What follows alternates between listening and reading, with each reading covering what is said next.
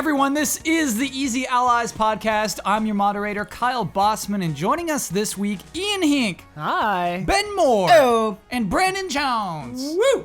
Ian, what is your goal this week? I want to do at least 3 voices. Ooh. Okay, that doesn't count. Nope. Sure. Ben, your goal. Just be happy.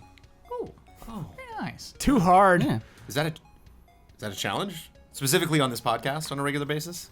No, it's not a challenge, it's a goal. Oh, yes. Yeah, it's a goal. They're just These are goals. called John. goals. Yeah.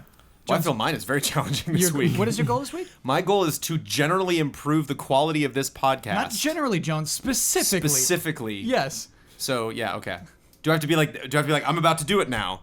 Or should it just be so apparent that everyone else on the table is like, oh, that was it? Yeah. It's so good now. That was the moment. The podcast improved. The podcast Jones, is better. if you somehow improve the podcast, I'll take it.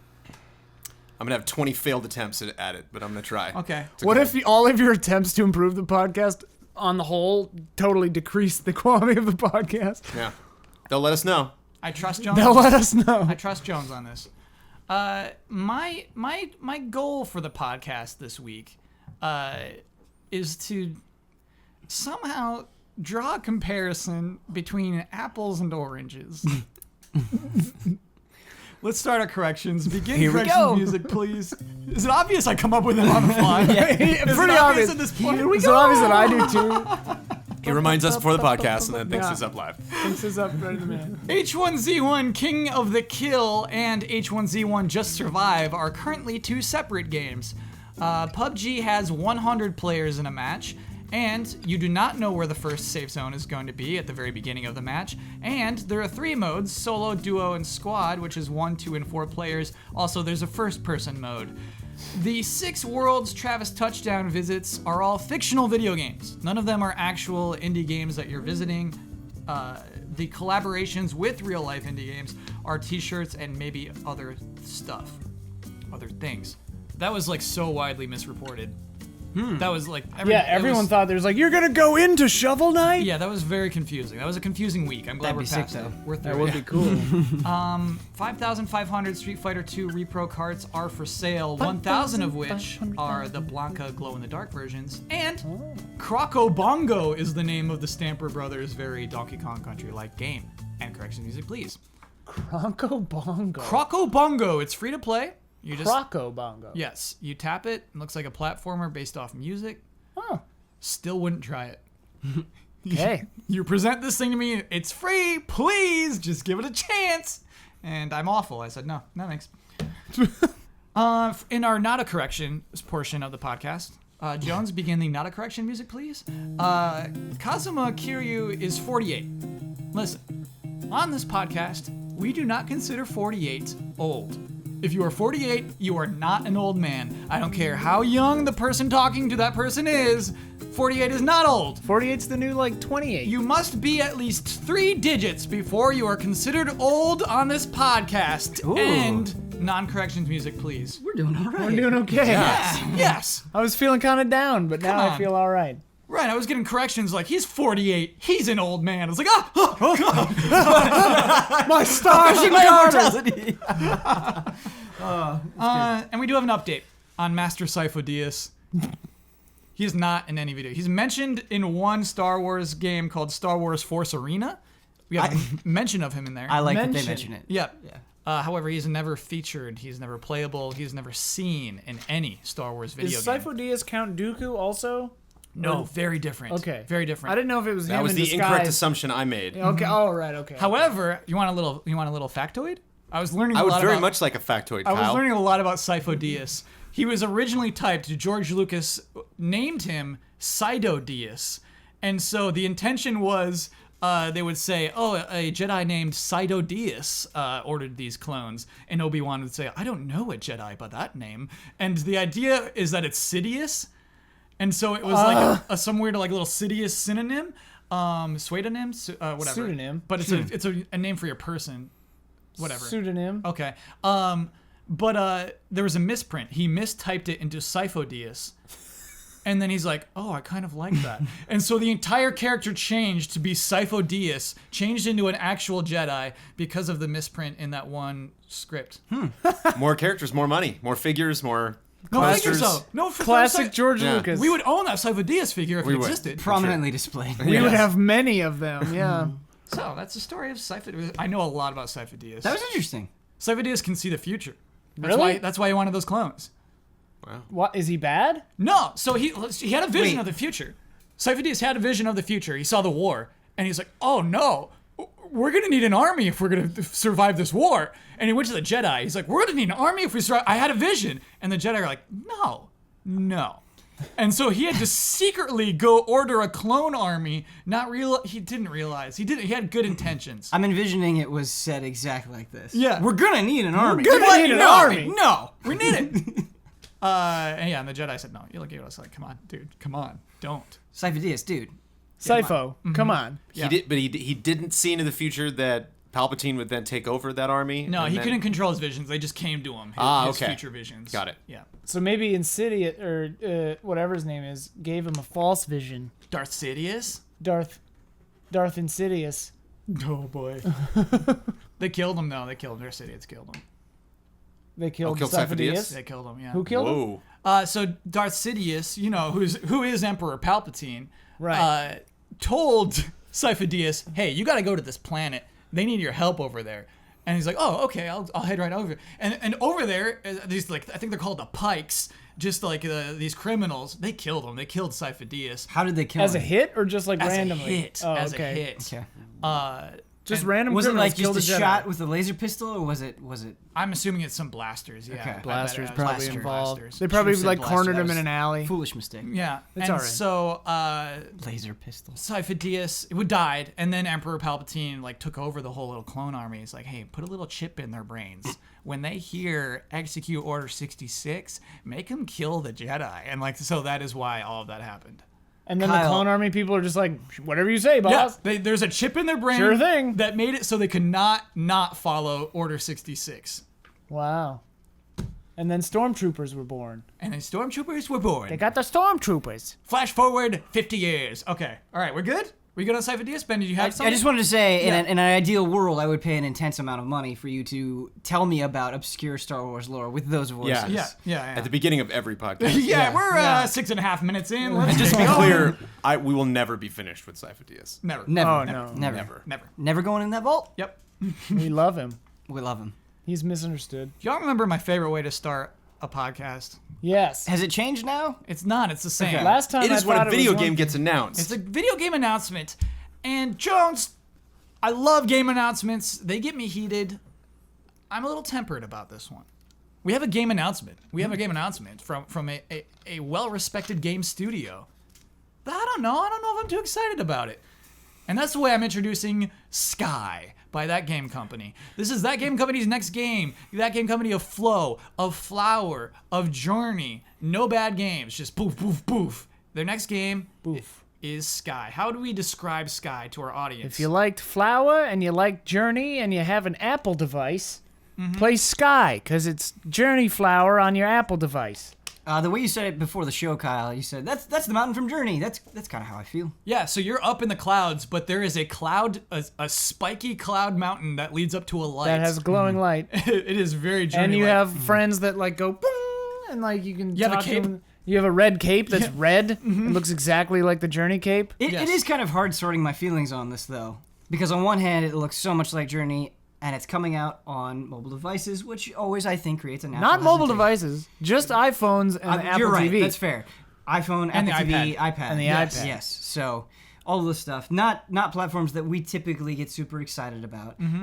But at the same time, as you said, haven't made a bad game. Yes. I'm going to play it. The pedigree's there. I don't know.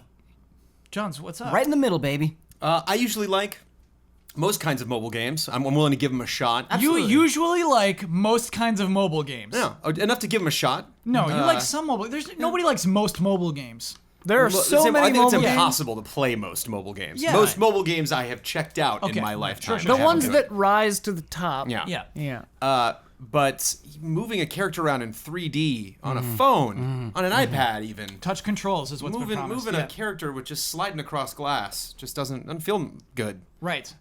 So I know that there is a controller that they release for Apple TV, TV. so that's definitely the way I'll be playing this. I want to play this on a big big fan. But What's funny though, Jones, is as it was described, it's the Apple TV controller you're using for this game with more touch controls on that Apple TV controller.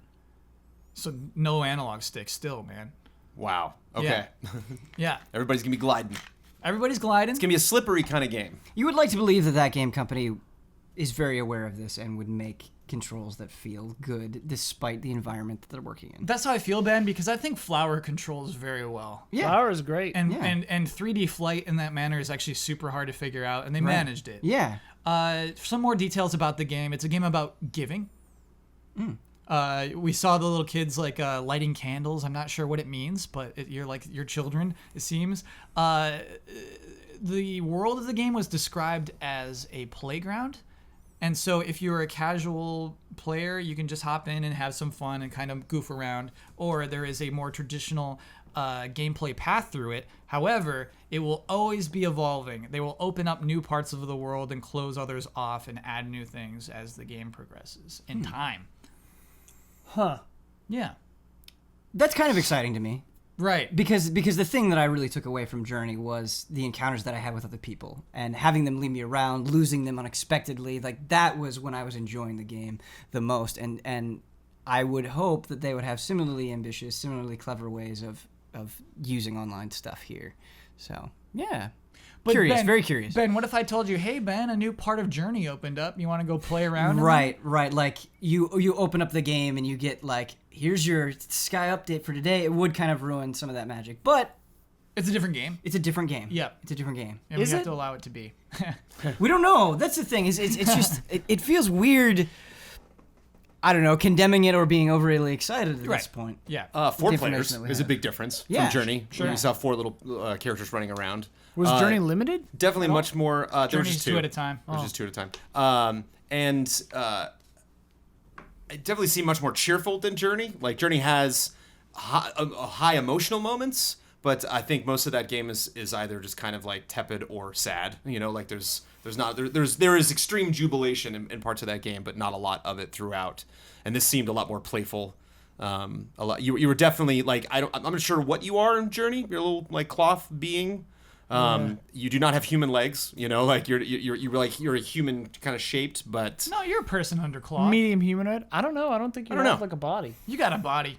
I don't know. I never thought that was like important. It's cool you know? that we It's don't just care. that Yeah, you are these yeah, beings, yeah. and I definitely get the vibe from this. Like you're a bunch of little kids jumping around having a good time. So Sure. I think you saying it's more about play. I think resonated from what I saw so far. I will say just for me personally, I remember seeing the initial reveal of Journey and being like, wow, I want to play that. And this initial reveal is not creating the same sort of sensation in me. Yep. I do want to say this is a beautiful looking game though. Yeah. Despite its platforms, it's looking up to par with anything else that game company has produced.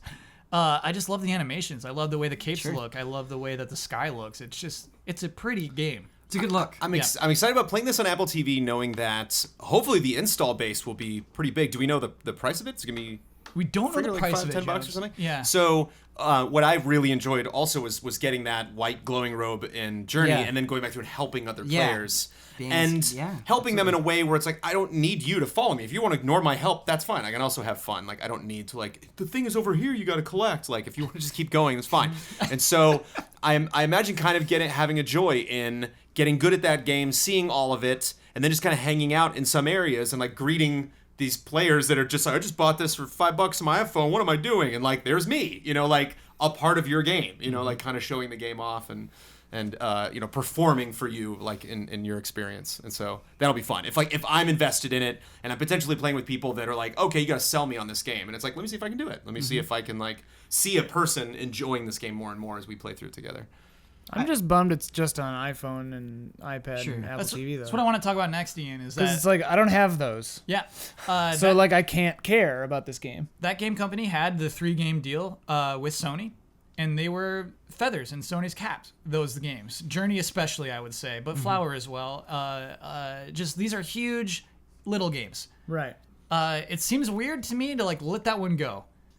And I wanted to know if the panel feels like this should have been on a console, like Sony should have sought after this harder. Sony doesn't if they do that lost something anymore. to Apple. Why not?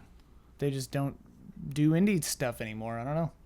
Do you think this is a loss for Sony? Yeah. Why? I do. I feel like Journey especially and Flower, as you mentioned, are just so synonymous with the Sony name, and it like you talk about it being a feather in a cap, but I think it is a feather that has such a positive connotation for a wide number of people that yeah, absolutely it is a loss. Do we think this will eventually come to consoles? Depends on how if Apple. I mean, the vibe I got is like Apple gun for hired that game company to make them a game. Yeah. So then no, it won't. Honestly, I think it's a smart call. As Yeah. Ben just said, like it's just such a positive game. You put that up and you say like this is our vibe, and like that works really well for Apple. I think it was a really good buy if they did. I can imagine from a marketing perspective, it's kind of exciting because you need to say this is from the people that made Journey. Like so much of your work is done right there. It's interesting For a lot though of to me people. because I To mean at I least don't check it out. I don't remember any of the specifics, but I think I remember there being some weird turmoil with that game company, and like a lot of them have moved on, and like a lot of things have from one of the creators of Journey. You know, like Abzu had that. A few Oh other sure, games, yeah, like, yeah. You know, so it's just like that game company is a company name. How many of the people that worked on Journey still work at that game company? Genova Chen is still there. And Okay. he's still working on this one, which is cool. All right, okay, that's cool. But it's really hard not to have that reaction of, hey, did you hear that game company just announced a brand new game? Like, oh, wow, what's it called? Sky, cool. What's it coming out for? Only Apple products. Yeah. Like, Yeah. oh. So it's like, oh, never mind. I think there's a excludes a lot very of small people. percentage of gamers that I know Yeah. and that I, have communicated with in this industry that would be like, sweet. Mm-hmm. This just got better. Yeah, I'll get it for my Apple TV. Yeah. Right. Yeah, Oh totally. man, I exactly. This will officially be the first game that I will play on an Apple TV. Wait, you have an Apple TV? Number one, yeah. But Yeah, ready to Jones go. is Don't have the playing- controller, though. Oh, you gotta get that Gotta go, controller. gotta go. Get that little touchpad controller. just kind of puzzling it out and thinking about potential audiences. I always feel like, because I'm kind of seeing it with Destiny right now, that it's coming to PC. It's like, man, I only play PC games, so I'm really excited about this. I have to wonder if there are a lot of people that are very aware of that game company, but just didn't have a PlayStation and are going to check it out because they do have an iPhone or something like that. Like, I wonder if that's a high volume of people or not. Yeah, I guess it's fair to say there are more people with iPhones than there are PlayStation 4s still. But are there more video game players? But that's the thing. You don't even need the return on your money. This just makes you look good. Like it's just like it is kind of like a marketing play. It's kind of just optics in a way, and I think it works. That it was introduced in Apple's big press event today. A year ago, they brought out Mario Run. Is that the name? Yeah, game? Super Mario Run, Mario yeah. Run, which yeah. was a timed exclusive. Yeah, exactly. And so I expect this at least to come to Android eventually. But yeah, it's cool that this had that place. It had that Mario spot. If this comes to other phones eventually, then I take it a little more seriously. If it is just an Apple buyout, then I'm like, this is just an ad. Yeah. Like, Yeah. and I don't care about it. That's a weird, good it's weird ad, to see though. what the game is like. What Apple pursuing them is like solving for the company. It's kind of like, yeah, the iPad and the iPhone are great, but like, how do we get good games on them? Right. It's like 'Cause there's that's it, Jones. hundreds and hundreds of They really, have the really good good games games already already. available that are built for the platform that would be horrible if they went to PC and PS4. And, Right. there are some games are on PC that are on mobile, But- and they're much better on mobile just because they're perfect for your fingers and a small device. I think though, like you saw with Super Mario Run in its own way, where you have this company, you have Apple, and the whole thing about them is they're constantly pushing new iterations of things that people are already attached to. And I think every time you do that refresh, you want new names, you want a new image associated with what you're trying to sell. And so I think it does line up and make sense in some way. Yeah, I think if you come out there with a Candy Crush, you're like, people are snoozing. Yeah, Right. it's And like, so I think it's. oh, ambitious I was for sure. playing that on my iPhone, whatever. I want something new to be associated with the exciting thing that I'm buying. Yeah, it makes sense. The new phone. So you all know game announcements are my favorite way to start a podcast. Ooh. I don't like remaster announcements. They bore me. They put me to sleep. I just don't like them. That's too bad, Kyle. Yeah, we're about to talk about some remasters in this next segment, which is called So Necessary. So we have some rumors, we have some confirmed remasters coming, and panel, the game to you is I need to know whether it is a bare necessity, which means this is essential. So necessary, which means it's so necessary. I love you. Not necessarily necessary, which means like I don't know. And then unnecessary. With an exclamation point. Yes. I can tell that's the one you want. Well, That's the we'll one you see. want. That's the one I you mean, want. it's the one I would pick for each of these. Yeah. I need but, you to explain to me the difference between so necessary and bare necessity. Bare necessity, you can only use it once. Oh, okay. okay. That's good to know. Yeah. Okay. That is how serious bare necessity But is. can we see the whole list then before? No. Oh my goodness. Oh my Lanta. Yeah. Oh, Berenstein Bears. What was your goal? Be happy. Just be happy. I think that's Am I- that am I gets not it. doing That it? enables I think you're doing it. Okay. You think you're not sure? I don't know what it looks like. Yeah, I don't either. I don't That's remember. why I'm chasing. What we had first announced this week is LA Noire coming to PlayStation 4, Switch, Vive, and Xbox One on November 14th. Oh, soon. Yeah, so there's a couple of weirdos in there that I gotta go over, obviously. I'm sorry, you said Switch? Yeah. Yeah, so the Switch version of this game, let me read their bullet points, features the complete original game and all additional downloadable content with specific enhancements including a Joy-Con mode with gyroscopic gesture-based controls, HD rumble, and new wide and over-the-shoulder camera angles, plus contextual touchscreen controls for portable detective work. And the Vive version, Vive? Yeah, so it's called LA Noire, the VR case files. Cool. And it's for the HTC Vive, delivers 7 the original engrossing self-contained cases from LA Noire. Original? Original. 7 of the original. Oh, of the Oh, original. all right. For a second, I was like, whoa. Actually, I Hold thought the phone. My first read was original, yeah, and then it turns out to be the cases, but rebuilt specifically for virtual reality, blending breathtaking action with true detective work to deliver an unprecedented interactive experience. And of course, PlayStation 4, Xbox One, 4K, and better resolution textures and things like that. So yeah, that's coming. Was anyone surprised by this announcement? Yeah, Yeah. definitely. I agree.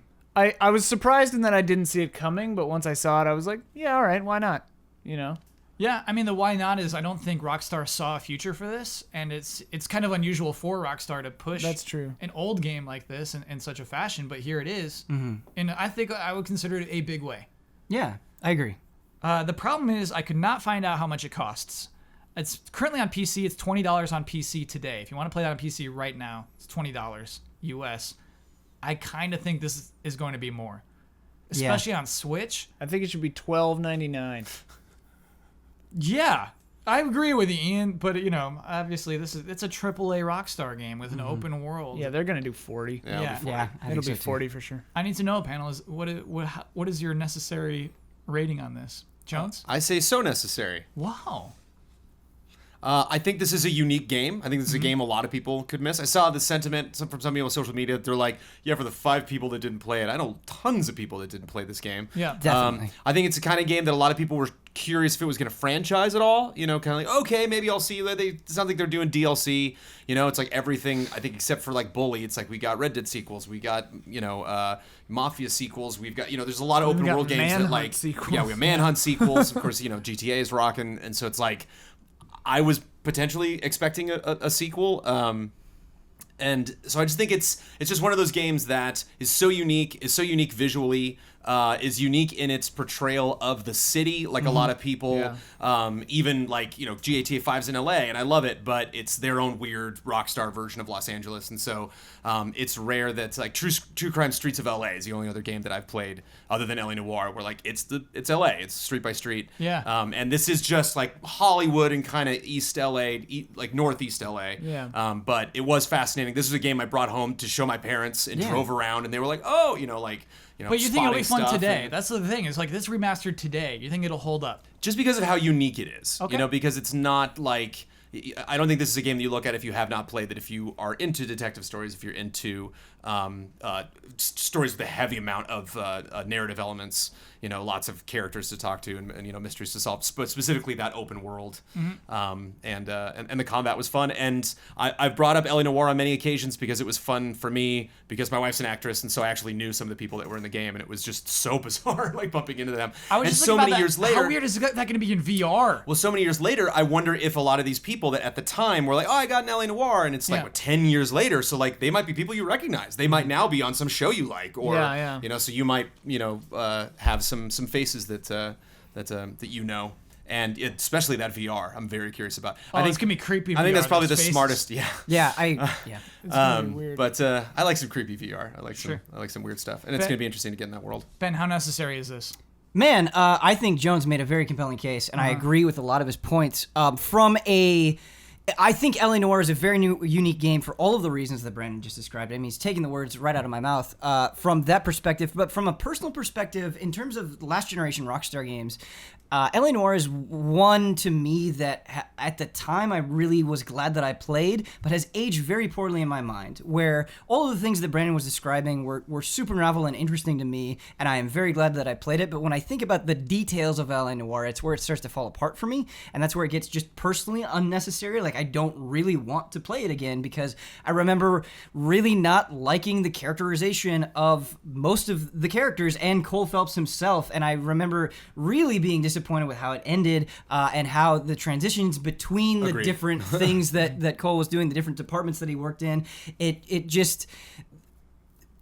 The writing in the story fell apart for me, and the more that I thought about it, the more disappointed I got. So just for me personally, unnecessary. Ooh. You have to say it with an exclamation point, though. Unnecessary. Thank you.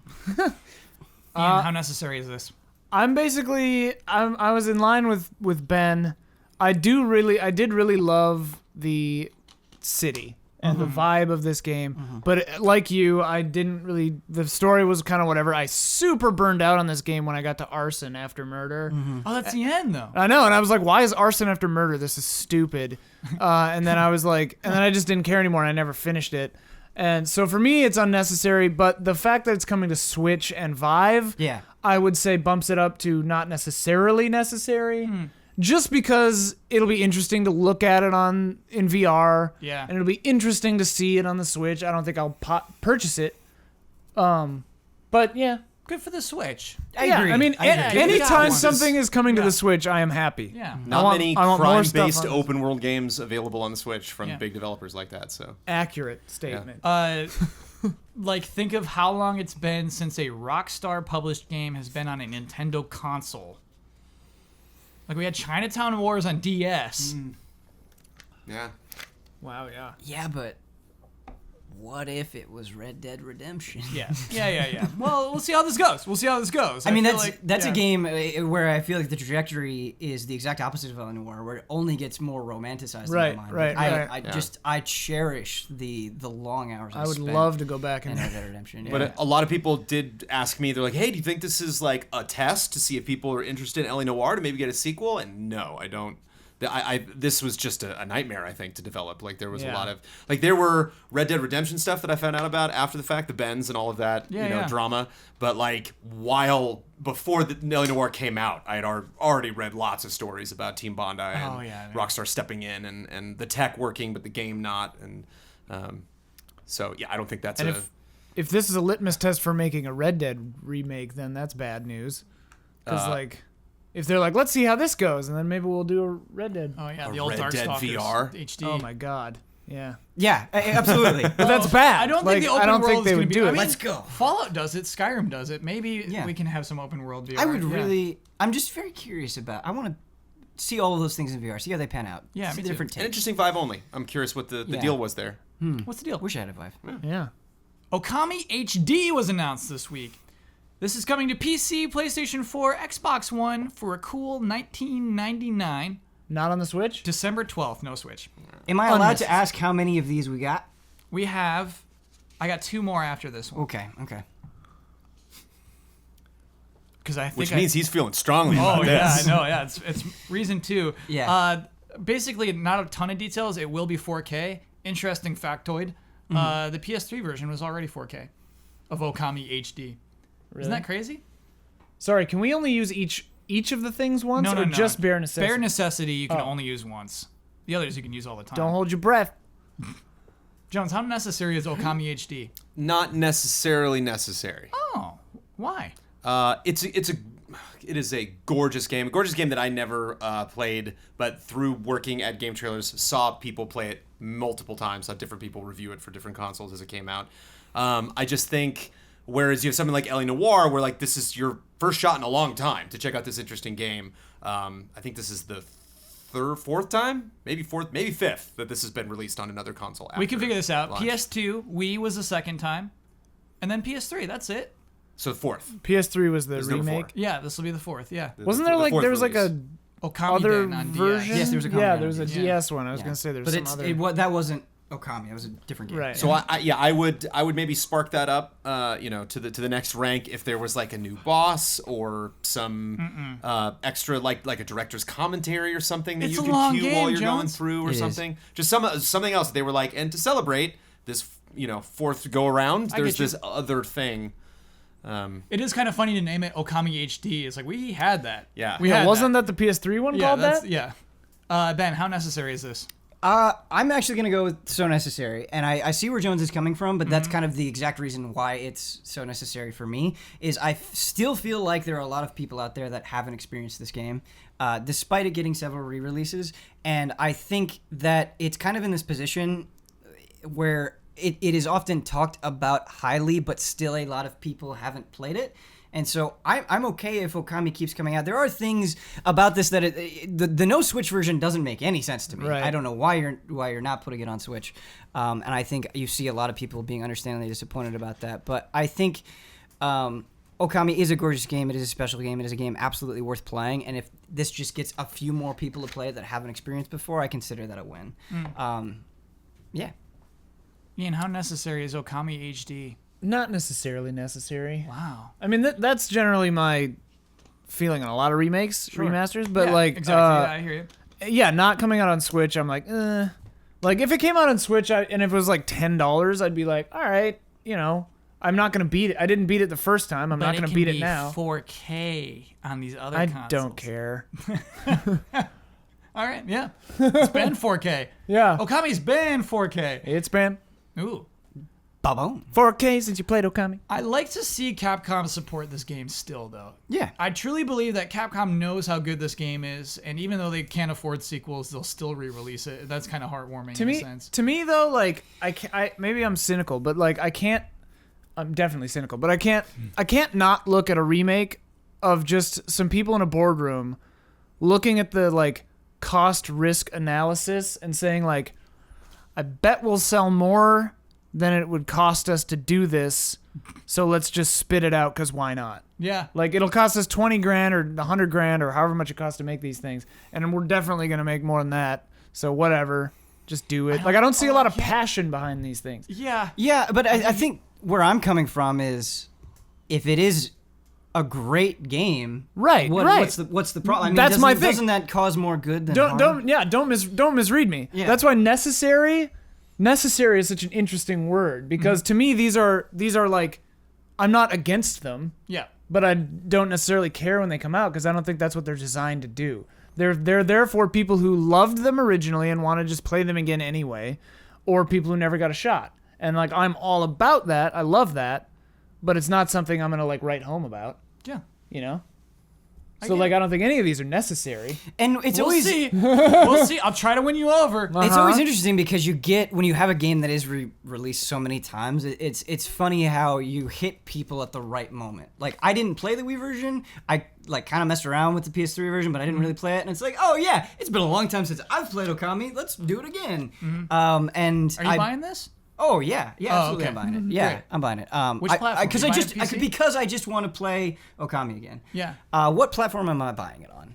It's coming out on PC. Yeah. I think I'd like to play it on PC. Yeah. I think I'll buy the PC version. It's nice. It's nice to have an Okami on PC. Yeah. That's actually pretty cool. Let me tell you a re-release that I loved, Okay. which is kind of a re-release. Here we go. But Resident Evil 4, I beat it on GameCube. Yeah. Beat it again on Wii because the controller scheme was so crazy. Bare necessity. That was a bare necessity. Bare necessity. Bare necessity. Yes. So Yeah, like, yeah, I hear you. And like, crazy new costumes. right, and, right, there was, right. Everything about that was perfect. Yeah.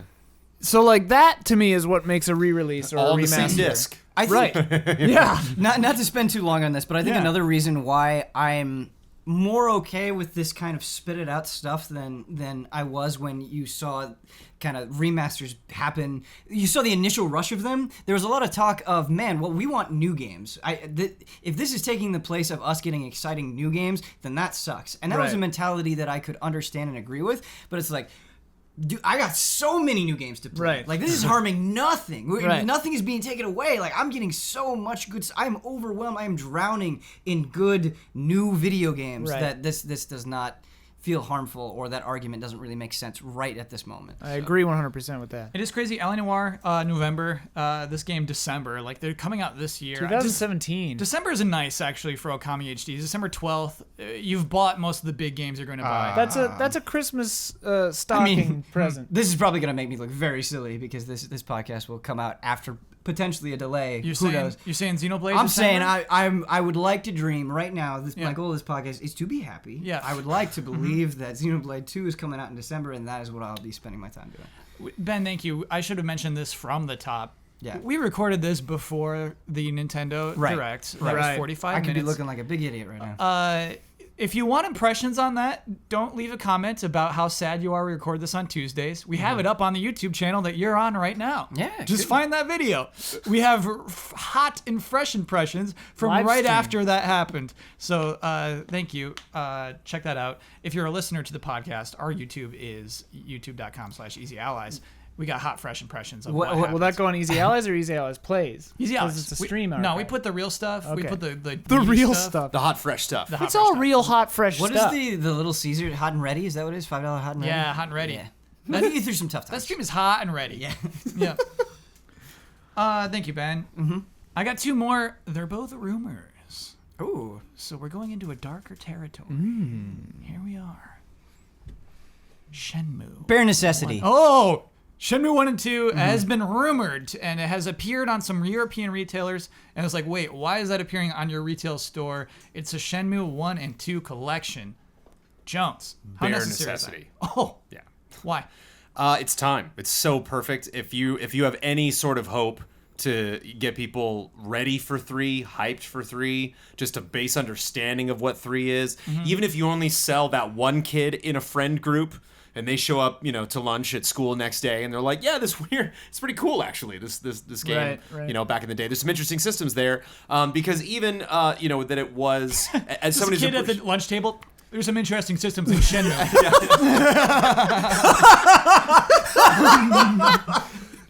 Go on. I want to hang out with that kid.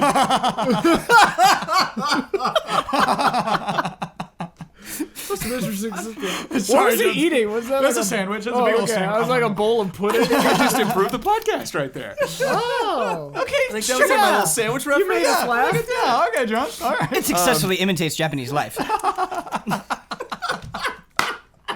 But having not played Shenmue to its completion, Yeah, having yeah. played it at Dreamcast back in the day, and Oh my then for like God. various countdowns and specials we did at GT, I think there are still things going on in that game that are non-existent in open world games Yes, now. and that I is think actually there's- true. There's tests that they did. There's stuff that people who made other open world games were like, I want to make this more action focused, and so I think that'll fascinate some people even now. And I'm curious what the up-resing is going to do. So if you were to tell me like, Okami, but it looks better. It's like, okay, the original looked incredible. Right. So Yeah, it's it like, did. I'm not, it's not like, oh, finally, you clean that ugly game up. And same with L.A. Noire. It's kind of like, thinking about that in VR, like, or like, I'm going to be interested to play that on Switch, but I can just imagine me being like, what was I doing before? What was the clue? Oh, man, it was like 4 weeks ago. Whereas this, it's like, I think it's perfect for those consoles. I think perfect for the gen. And I'm super curious about how good it's going to look. Sure. Ben, how necessary? Or you said you burned it already. Your bare necessity. Yeah, I did. I correct? burned Yeah. it immediately. Yeah. So I got two reasons Sure. really quick. I, once again, agree with the bulk of what Jones is saying. But also, I feel like Shenmue, at the time of its release, kind of was...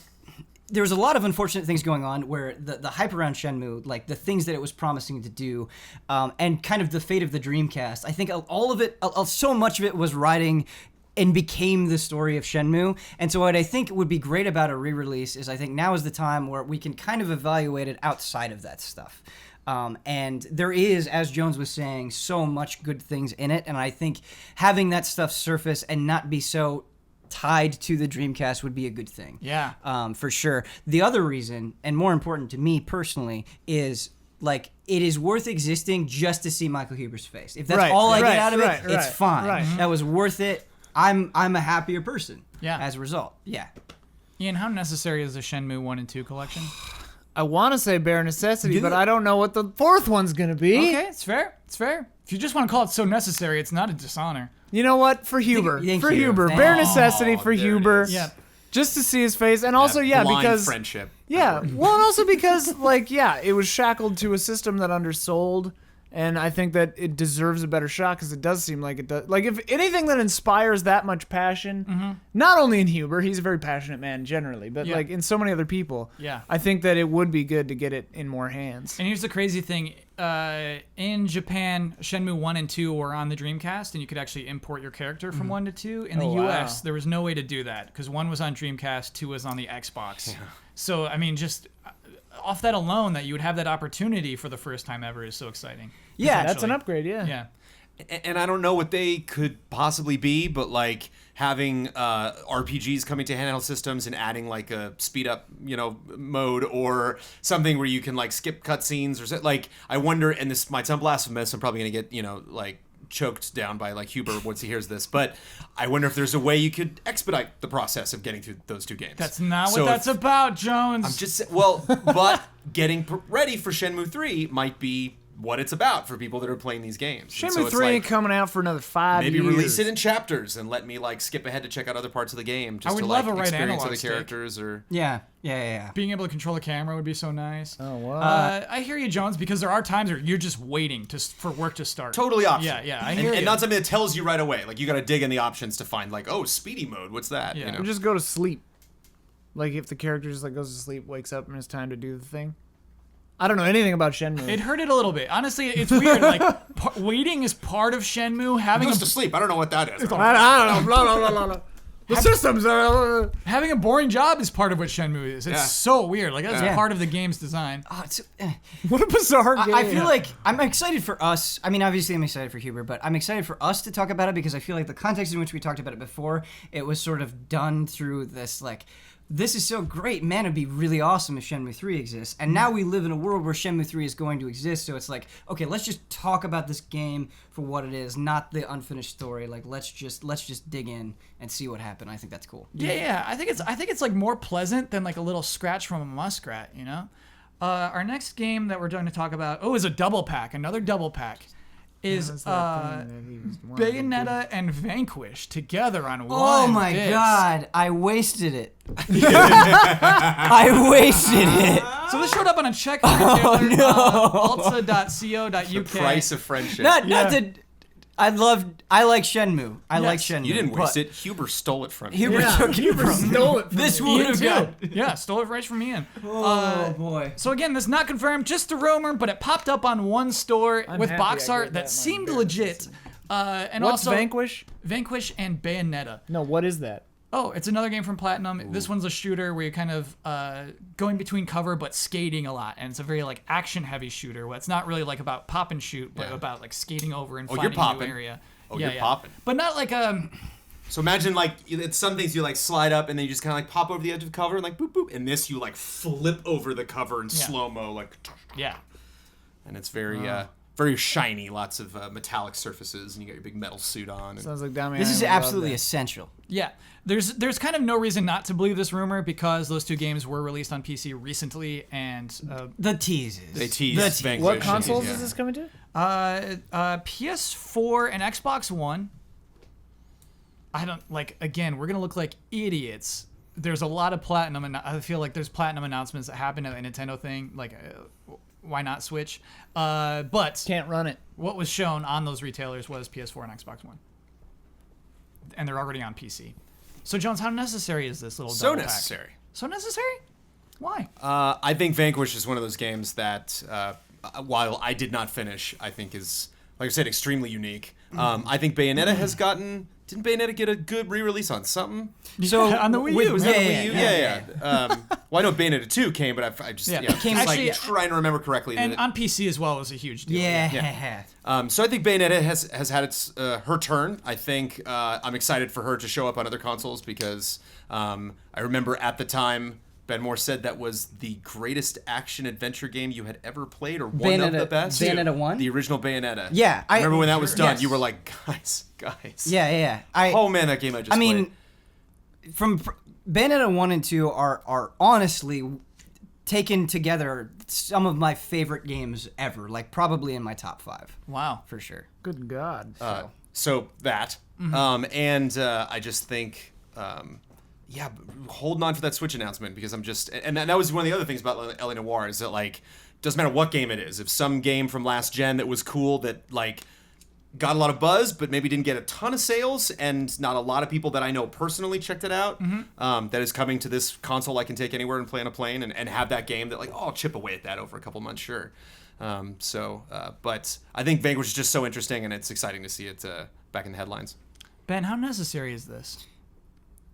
I'll let you have it. You can Okay. swap it out. Okay. If you want to swap it Well, out, you can swap it out. I of feel Hubert. bad because like Think of I Hubert. really I love Hubert and I really do enjoy Shenmue and I would be very excited to replay them. But like I said, Bare necessity. Bayonetta and Vanquish too, and I kind of want to just talk about both very briefly. Bare necessity for me, because I think the conversation that happens about Bayonetta is just personally a little bit frustrating, and this is just me venting a little bit, where I think she's often dismissed as this sort of character who is defined by her sexuality in a negative way, and I actually, playing through Bayonetta and revisiting it multiple times, I feel like Bayonetta is a character whose sexuality is used in a very positive way, where it's a very powerful, very like, I'm totally in control of this, and you don't really see that a lot, especially in the video game space, and so I think from that level it's really interesting, but I also think like the story itself is not given enough credit. I love how crazy it gets, but it's not like, people always say like, man, Bayonetta is so crazy, but it's not just crazy. It's like, we're going to try to make sense of this. We're going to try to explain this to you. And I think them taking that extra level makes it matter to me even more. And then you can forget all of that. Everything I just said, you can just throw it in the trash because the goddamn game plays so beautifully. Like from a control perspective, it's probably like my favorite controlling action game.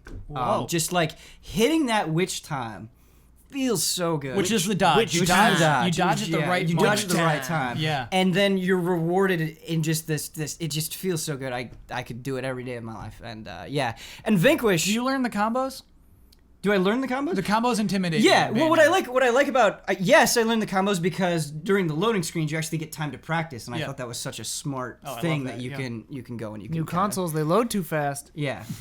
Not that like I'm some incredible Bayonetta player or speedrunner or anything, but it is a game that I really enjoy, that I always have such a pleasure playing. And Vanquish too, I feel like Vanquish isn't given enough credit because I think, again, at the time, the narrative around it was kind of weird, where it's like, why are they making a third-person shooter? Are they trying to westernize it? And it's really not that. It's sliding around on your knee. Like, Vanquish is a game about motion, and that motion feels so good. And it's also an action game that is smart enough to just be like a really intense handful of hours. And yeah, I could just freak out about these games all day, but I would be very excited for them to get re-released. I know they just re-released on PC, but on Switch, it would feel good. I'd love it. Wonderful 101 is underappreciated. Ian, how necessary is this little package? It seems like people would like it. No. I would like Ian? it. Yeah. What is your opinion? Unnecessary to me because I've never played these. Straight up unnecessary with an exclamation point? No, then not necessarily necessary. I don't know. Okay. They're so necessary for Ben. Yeah. Like, I don't care at all. That's about fine. this, Yeah, I like those opinions too. All right, like- that's a good opinion. Do you think it's not necessary for you because you just don't know, and maybe you give it a chance? And Here's the maybe deal. fall in love? Like, I've seen Bayonetta 1. I've seen Bayonetta 2. Yeah. I don't know what Vanquish is. Yeah. I've beaten Nier Automata. Okay. I've seen Revengeance. Platinum just ain't for me. Like, I do not care. Like, everyone says they control the best, and I disagree. Like, I think that they pause action too much, and I find it annoying. Like, when things hit, the screen, like, stops for a second. I don't like that.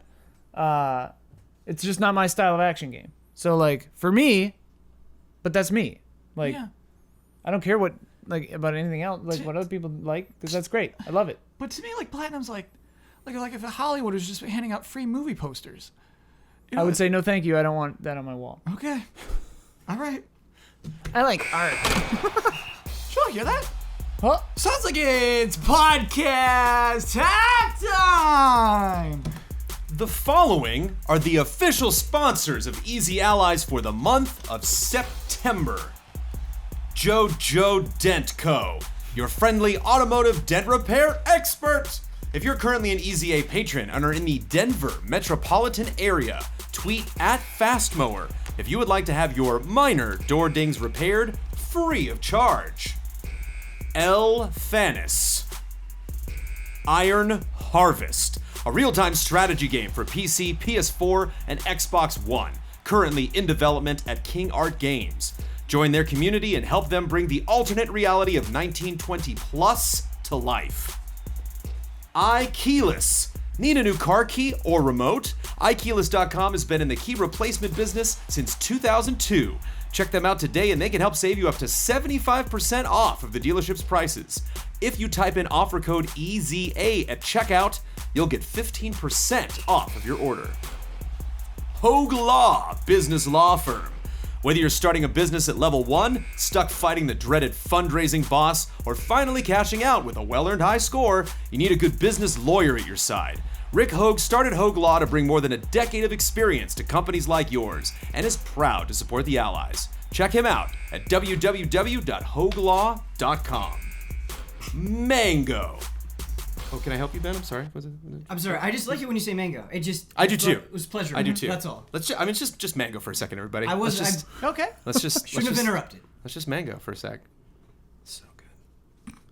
Scorn, an atmospheric horror adventure developed by Ebb Software, set in a nightmarish universe of odd forms and somber tapestry.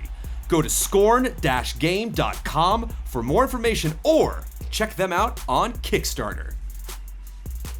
All of these links are available in the description. Thank you to our sponsors. Can we still talk about the Scorn trailer? Very intense. Yeah. Wait, So it's intense. Gameplay trailer. Gameplay Yeah. trailer. 8 minutes of gameplay. Yeah. And it's like raw gameplay. Yeah. That is like a gross, Definitely raw. in the best way. Yeah. A gross looking game. Yeah. Like in a really cool way. Also, 1920 plus is very cool to me. Basically, Like a year meaning, plus? yeah, the steampunk vibe. Right, They- right, right. More tech in 20s than they Yeah, did, yeah. than they should. Right. I forget love you that. show the trailers. While And we just very recently started kicking off in September. We've gone from the teaser images from Scorn and the screenshots or the art of Iron Harvest to Yeah. full-on gameplay. Iron Harvest has Alright. a trailer now. That's so cool. Yeah. Thanks, sponsors. Yeah. It's gonna stink when they're out. Yeah. When the games are out. Oh, yeah. And we don't have their sponsorship. When Scorn comes But out, it- first month Scorn's out. It makes me happy. Where you could just be like, Yeah. please check out Scorn. Well, I mean, I imagine the month it launches is probably the month you should sponsor. And Right, it's actually- Alice. right. Scorn's 2 episodes. We're good. Oh, yeah, we're set. Thank you, Scorn. I can't wait till Yeah. you lose that Scorn bet, Kyle, when you gotta play Scorn. Oh, yeah. my. Never. Also, I feel like I was like, came off negative on What? the Platinum games. No. I'm not negative You came against, out I'm not honest. against them. You're Man, honest, Stan. This Yeah. is the thing I constantly talk about. It just doesn't vibe with you. Right. Yeah. It's just a vibe. It's just a situation of vibes. And like, if that's the case, that's okay. As long as you're not making them not exist, we're good. And As I don't long as want they continue to exist. And I don't want to pretend that I'm just crazy head over heels, all because I didn't like the ending of LA Noire and I didn't like, Right, a lot of the right. weird stuff in that game. Weird open world map too, because it's very like sideways. Like there's not Yeah, like I remember if you that. go up and down, if you go Yeah. north south, you can't go that far. There's a lot of like east-west direction traveling in that game. If I had all of those games that you just talked about, Kyle, in front of me on PlayStation 4, I would play Vanquish. Yeah. Ooh. Yeah. I'd be like, it is time. It's time to finish that game. Because you said it's not very long. It's like No, 6 to 8 hours. Yeah. Yeah, Probably around something 6 like hours, that. I think. Yeah. Maybe I'll finally try Bayonetta or Vanquish. Like I didn't play Bayonetta 2 because I didn't have a Wii U. So I'll probably stream that puppy if nobody takes it before I do. Stream Yeah. that puppy. Stream that puppy. And I just realized, I got your correction already. I would love a Jones Vanquish stream. That'd be sick. It's going to be those games, all those remasters are boosted on PS4 Pro and Xbox One X. So forgive me if I mixed any of them up. I'm just not going to enjoy that this fall and these upcoming years. saying, "Oh, well, it's 4K on this. It's not that on PS4 Pro." Can we just say- and then on Xbox One and PS4? Can we just it's have like an bad. across the board thing where it's like, if you say it's 4K, just assume that it's not on the things that are not capable of that? Yeah, let's do that. Like, Let's do that. if we're talking about 4K, we're talking about the Xbox One X or the PS4 Plus. That'll eliminate the negative comments. If there's anything I've learned is there's nothing you can do. Yeah. I'm just happy cool games exist. Speaking of which, Same. as you can tell through the stories that I've plucked for this week's podcast, I didn't pluck what I would say is probably the week's biggest news story, which is just PewDiePie saying the N-word. Because that to me is like games adjacent. You know what I mean? It's like, it's not talk. I don't want to talk about. I just want It's to a talk about video gamer games. story, not Yep. necessarily a game Right. story. However, we have love and respect. We have people submit questions every week, and it popped up a lot. And so that just means, okay, let's do it. Let's talk about it. Sure. Cool. So Yeah. a lot of people talked about it. Yeah, well, this is, and it's talking, I feel Hold, like. hold the phone here. What's up? Are we doing love and respect? Yeah. Is You're this right. officially a part of Love and Respect? This is not. What am I thinking? It's time for love and respect. Oh, all right.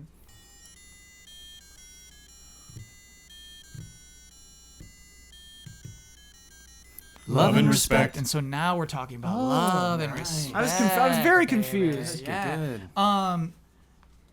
Here's the thing. This question kind of prompts I actually think an interesting conversation. So here we go. Hey, allies and all. Maybe this will already make it into your discussions for the week. It hasn't. But if not, I think it is a very important topic to discuss. On September 10th, Sean Vanneman, co-founder of Campo Santo, makers of Firewatch. Guest on GT Live. Yeah. Oh, yeah. That was a fun That was a episode. good episode. Posted a tweet in GT Live, the old game trailers GT Live. Yeah, not Game Theory Live. Yeah. Or Also, whatever. but also great episode of GT Live with Matt Pat. Anyway, posted a tweet in which he claims that they will be filing a DCMA takedown of PewDiePie's Firewatch videos. This is clearly coming from his recent stream in which he continues his trend of using racial slurs. There has been a huge division of stance made by individuals. On one side, people are happy that Campo Santo is speaking up against their content being used to continue profit of someone who is seen as racist or anti-Semitic or kind of a jerk.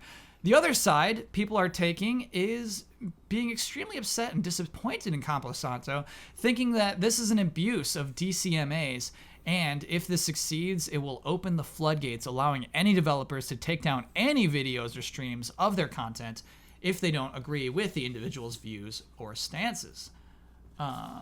Personally, I lean on the side that if Campo Santo doesn't want their game being associated or promoted by someone who is seen as racist or hateful, then they should be able to disassociate, especially because PewDiePie is most definitely profiting off their game with his videos of Firewatch having over 5 million views. So my question to you, panel, is where do you fall? Should Campo Santo, sorry, it says my question to you, Kyle and panel, should Campo Santo lead the charge in protecting their own property? Is this an abuse of the system for them to push their own political personal views? Or is it all just silly and we shouldn't care about what YouTube personalities say? Sorry for the long and intense one. Hope it doesn't derail the general jolliness. Thanks for the consideration. Love and respect. Tristan Howard at S2 Impact. Ben, you still jolly? We didn't corrupt your jolliness, did we?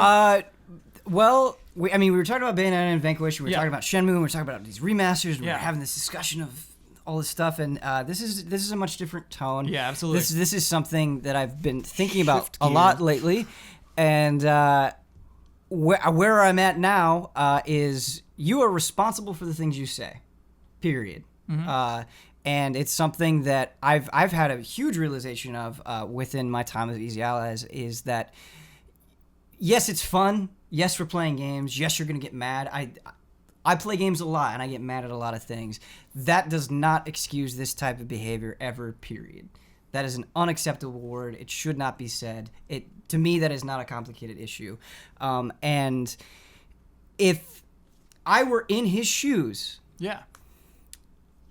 And they took down that video, I would understand. Like this is I did thing. This is hurting me. This is hurting my business. My business is my words.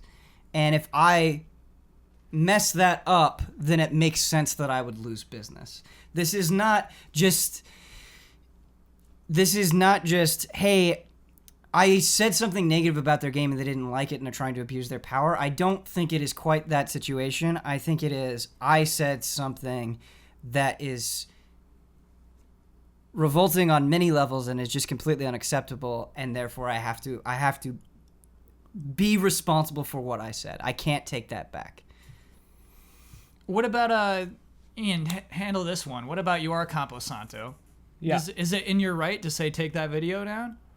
Yeah, I mean, it's YouTube is weird because like they try to regulate everything. They try to like ads like not fit for advertisement and like stuff like that. And I have to assume that PewDiePie is not fit for advertisement if other outlets have been flagged for that. But who knows? He's getting there. Still getting ads though. Yeah, I but, also like, think it is very important to contextualize this conversation. Right. I'm sorry to interrupt. This is not the first incident Right. that we've had of this. Sure. I mean, there have been other advertisers, other business deals have fallen through because of things that he's done that have been viewed as inappropriate. Right. And like I think that it's interesting for Campo Santo to attempt that. And yeah, he has multiple videos of theirs, and like if they don't want to be associated with them, they can try it. Like if YouTube does it or not, that's on YouTube. And like Campo Santo is going to reap the positive well, I mean, they're going to have some publicity from the case regardless. Yeah. And like A lot of negative attention. right, Too, but that's the thing. Like the negative attention is from, like some negative attention you're like just gonna have regardless. Mm-hmm. I mean, like we live in a reality. Here's where I'm gonna be called an SJW cuck or something, but like we live in a reality where empathy and understanding and these things are vilified by vocal minorities or sometimes majorities. It seems like nowadays, wherein like people can do monstrous things and say terrible things and have repeated offenses of anti-Semitism and racism and general jerkishness and not be punished and be rewarded sometimes by further popularity. I mean, like politics, big example of this, but like. Well, his YouTube numbers and Twitter numbers went up after this. So. Right, so it's Is like that true, Jones? That's what I heard. I yeah. didn't check the numbers before and after, but I saw a lot of people that are like, I cannot believe his YouTube numbers went up. And Right. follow up to the question is that he did post an apology. He posted an apology. I didn't watch it. I read it, and I it seemed watched like it. he was saying all the right things, I guess. But it's like, Ben, you watched it. Did he say all the right things? I mean, what I will say is weird judging the quality of an apology, I suppose, but it felt like he was sincerely sorry. And that's what I want to say is I don't doubt that. I don't doubt that he regrets what he did, but he still did it. Yeah. right. I still I don't. My opinion is like this thing itself is still unacceptable. And like, there's a difference for being sorry because you got in trouble, Yeah. and Right. being I sorry doubt because it. you actually think you Right. did something wrong. I doubt it just a little bit because sometimes people make apology videos and it's because like I wrote something or I was on a show and then I got off. Then after the fact, people were like, "Hey, that was screwed up," and I'm like, "Oh, well, I'm not in front of a camera right now, so let me get my iPhone out and I'll record a video and like put it up." And this happened live. Right. That was it. That was his shot. That was his chance to apologize then. Right. When he was Because I live. saw the You know clip what I of him mean? saying it. And so he Instead like, he says- did that and he then says went on nobody with his watching stream. cares. Right. And just Yeah. kind of said a general like, "Oh, that's not what I meant," and I apologize about that. Yeah. And then I think it was after the fact. Oh Sure. wait, he made the video. Right. And so it doesn't. Yeah. It, Like- it, like it I feels a little watched- disingenuous as a pure gut reaction. Yeah. And more of a. I do want to "Ooh, bring this is- something up. This though. is better for my image, and this is the thing I should say. And something that I really don't like personally that makes me uncomfortable is I don't know PewDiePie. I don't Right. know him. I know the things that he puts out. I will judge the quality of the things he puts out. I will judge the quality of the things that he says. But like, as somebody who is in front of a camera a lot, there are times where people are talking to me and it feels like they're talking to somebody that I don't associate with myself. But when I go back and I'm like, okay, I see how you can piece this together. It's just when we live in this interconnected world, I think it is always easy to assume so much about somebody. So I'm not going to sit here and say what is exactly going on in his mind, the exact sincerity of the apology or not, Right. whether he did it because he got in trouble or not. I don't know. But Right. that doesn't matter to me. Right. What matters to me is saying that word is unacceptable, period. Right. And if you don't want to be associated with it, of course you don't, because that is wrong. Right. Saying that word is wrong.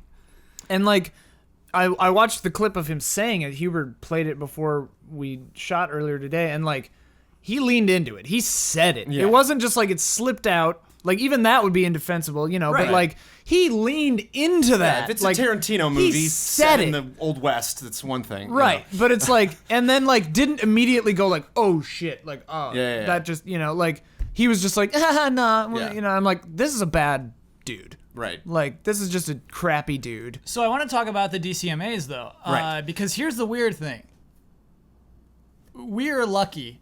We are lucky to be able to stream video games Yeah. because we are not legally protected to stream video games. Right. The way that we use a lot of video game content isn't Oh, yeah. protected legally because it isn't transformative. It isn't like we're doing analysis always. We are playing the games as they exist. They're not all reviews. Reviews are protected. But when you're just streaming a video game, when you're playing the game as it is, that is a video. We're doing a Let's Play. Absolutely, Campo Santo has the rights to that Yeah. video, which is crazy. Yeah. The reason that's not a big deal right now is because I think most publishers, most game developers see the mutual benefits of that. It's an ad. Yeah.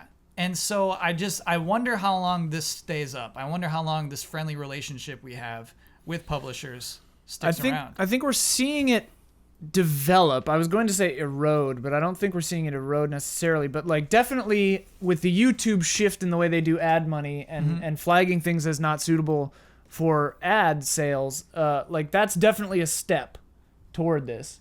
But like, I think that it's still mutually beneficial enough that it won't go away. It might change and mutate, but like, yeah, in that, if you're looking at it in that mindset, Campo Santo can just take their ad down. They want to take the video down. Right. No, I mean, that's what I'm saying. The video that PewDiePie did for them is an ad for you're their considering game. an ad. Right. Like, But 'cause that's what PewDiePie everything doesn't- is. PewDiePie says that's my content. PewDiePie is wrong. I made a video that no one else can make because that's my gameplay. of the PewDiePie game. doesn't own the rights to Firewatch. That's the crazy thing. Is Right. yeah. So like, PewDiePie is wrong. They can take it down. Right. And they could take down many of our videos. They could take down. Right. Every Yeah. single thing we've ever made could be taken down. Well, not everyone, not this. right. But like anything stream or like whatever. Reviews, they could take those down. I don't think they could because No, reviews are fair use. Yeah. Yeah. They're transformative. But Yeah. like, you know what I mean? Yeah. Like, any stream is an ad. Right. Like, we just did a stream advertising Marvel vs. Capcom Infinite. Like, Right. if you want to look at it like that. Yeah, which is crazy. Jones, how do you feel about this? What's the future of this? I don't see this steamrolling. I don't see this, you know, if this actually was a case where they favored, you know, Campo Santo and said, yeah, you got to take that down, and he took it down, then it's like, oh, the floodgates are open, Right. and now everyone's going to go after celebrities just because just that one thing they said 2 years ago they don't like. Yeah. This is such an extreme case. He is the number one us anywhere. He's the number one journalist, streamer, whatever you want to call it, YouTube don't say personality. journalist. Whatever. I mean, some Yeah. people are throwing that word around though when they're talking He's about not him. a A lot of people that are not familiar with the gaming industry or writing stories about it are labeling him Who are as these that. people? Who labeled him a journalist? I mean, it's a rough definition Okay. of potentially All right. what that can mean in our industry. Certainly Yeah. that has changed. I think we were much more journalists at game trailers, you know, in the opportunities We we are were given and how we entertainers. went about our days than what we do now. But No, we still do journalism, man. we do, but I just think that it's changed. So for me, that the definition of that term has, I don't want to get hung up on that. 'Kay. And you have Vanneman, who is not Nintendo or Sony or Xbox or Blizzard or Rockstar, you know, like is not in this big company where, you know, you would expect a big, you know, or people are fearing these big reactions from them. And like to make a decision like this in a company like that would take weeks and months and, you know, to like have an official statement. Yeah. Sometimes you'll get a quick statement because literally the CEO will break out a typewriter and write something down. And this was Sean Vanneman just on Twitter. Just said, okay, Yeah. that's it. So you Tomorrow have this, I'm issuing a DCMA. So you have Yeah. this team that released a game that people know about. He's kind of in this happy medium where it's Yeah. like it's a popular enough game that people are familiar with, that he has covered, that has earned very well for him, but is a small enough team that I'm sure Sean just grabs people in a room and was like, "Hey, I'm doing this. Like, I don't know if this upsets you as a team or if anybody disagrees with me, let me know. But like, I want to move this forward and I want to do this." Because I keep thinking, like, what would it take? Like, what's the what would a person have to do? Commit violence against another person for them to be like, okay, now stop making my videos. It's like, this was just enough for Sean. Like, this was the line for him. And I think he just woke up or, like in a cold sweat and was like, maybe I'm not the person. I'm not going to solve this situation. I'm not going to like when he said lead the charge. Like, I don't think this huge they're all going to come running down the battlefield. Right. I think I could totally see the situation resolving with Felix just ignoring that and Sean being like, all right, I lost. But he realized the position that he was in to take a stand and to make a statement and to say that. Yeah, there are consequences because, like you said, like what if we got through the situation and there was nothing? And like, regardless of whether you think that kind of language is okay to say online, which is unfathomable to me, that like, yeah, let's live in that future where we can just throw bad words at anyone we want and whatever. The people can say like everyone's okay with that. It's like everyone, that like. You as a 20-something person know every person in the world that plays every game at all time, everywhere, and what words they like, and as a white, rich the friends they've lost, guy. and their sexual orientation, and what offends them. It's ridiculous to think like, no, you weren't offended by that. It's like, you have no idea. We have a tremendous relationship with our patrons. We have no idea what they might be offended by. We only know when they respond to us, and they let us know, like, that was too much. I thought you were mean there. I didn't like that. Right. And this is one of those, as much as I would love for our patrons to be like, I didn't think that was great. I'm dropping my subscription. I'm dropping my pledge. That was the line. Like, oh, okay, I'll take that to heart. Yeah. It's like somebody, Sean in this industry was like, I have to say something. I have to do something. Whether it's going to amount to anything or not, I don't know. But, and I'm sure for some people it could seem like he's trying to get attention. But for me, it was just like, I can't, people have, whether it's in politics or whatever, like people have that line where they're like, that's too much. I can't, I can't just sit silent. So Ben, let's talk about everyone else. Let's talk about the people who aren't filing DCMA takedowns. Yeah. Why won't they? Why won't they? Yeah. They just like those PewDiePie views, you think? I think it's a person by person basis, and I think Jones was really onto something when he said like this person saw it, and for them individually, they're like, I don't want my game, the thing that I've devoted so much of my life to be associated with this. Yeah. Who's to say that like that realization when it happens? I mean, it's probably an intense emotional experience. Not everybody's going to have that in the same way all the time. Maybe it will happen. Maybe it will happen to PewDiePie. Maybe it won't. I don't know. But again, kind of like I was saying with like getting inside PewDiePie's head, I don't know what the inside of the mind is of all these different developers. All I can speak to is me personally and my own experiences and how I view about it. Yeah. And I don't want to watch. Not that I did before, but I certainly have no interest in watching PewDiePie stuff now. Like as a consumer, that's the decision that I'm making. The one thing that I do want to say that again, bouncing off Jones, that I think is really important is he was saying that he is the biggest of all of us, and that's totally true. And I think irrefutably a huge portion of that audience is young children who I think of the way that I talked as a kid. And like in retrospect, and I'm sure all of us could say this to a certain degree, it's like, man, I wouldn't talk that way now. I wouldn't talk in exactly the right way now. And I think as a kid, especially with people that you look up to, people that are maybe serving as a replacement for friends or helping you in a time of loneliness, not only do you watch those people and feel comfort, but it gives you so much that you start mimicking them. You start imitating the way they talk. You start thinking the way that they think. And I really believe that because I've been through it as well. I've been influenced by those things. And that's what worries me the most. That's the thing that I think really is turning around in my brain is I hope that the real damage isn't a lot of kids suddenly think that this is okay, that this is the way that they can talk, and that we've reached this new level of acceptance for this language that is unacceptable. Well, here's what's weird, Ben, is if PewDiePie was on The Tonight Show, if PewDiePie had an employer, he'd be fired. Right. Instead, Bill Maher wasn't. Touche. We live in this reality now. We're in the bad reality. We're bastards. And Bill Maher was like, things. it's okay for me to say Yeah, that. Bill Maher's like, it's a joke. He was like even smarmy about it. You don't know where I grew up. Oh my And gosh. it's just like, and then the next week they did like a racial sensitivity episode or whatever, and that was it's like, oh, okay, everything's fine. Oh. And like, yeah, America has a huge sensitivity to that word. more sensitive than other countries, but still, like, if you're in the public eye like that, you have to be aware of those sensitivities and respond in kind. And like, I mean, in this instance, I think PewDiePie should just take the Firewatch videos down himself and just stop the train before it crashes into the village, you know? Like, that's got to be just, pennies. Right, it's like the nothing bucket. to Like, him. come on. Like, also, like, he's a repeat offender. Like, there was the anti-Semitism stuff where the bizarre like video and like whatever and like all these things, and it's just like, look, the people who are on his side still, like, just go for it, like, go be over there with your toxic scream jockeys. What about all of the video that's game the thing, companies is who like, didn't say take our video that's the down? thing, is like, where do you draw the line? And it's like, with Firewatch and Sean Vanneman, it's like, that offended him personally. He's taking personal action to do that. And I think that that's the right thing, is like, because you're allowing your video, like, if anything, like, letting him have any of your mind share or bandwidth. Like, I've never watched any of his videos because I do not care about this person. Right. He basically doesn't exist to me. And it's like, that, but I still see a news story like this and I'm like, oh, that is terrible. Like, that's bad. I wouldn't want to be associated with him. Right. But that's my choice. But the reason I think you have to care about him is because of his audience. Oh, I agree. I 100% agree with everything Ben The reason said. why it is relevant is Right. because I his audience 100% is huge. agree. Yeah. And for me, I'm like, screw that guy. I decided that years ago. But yeah.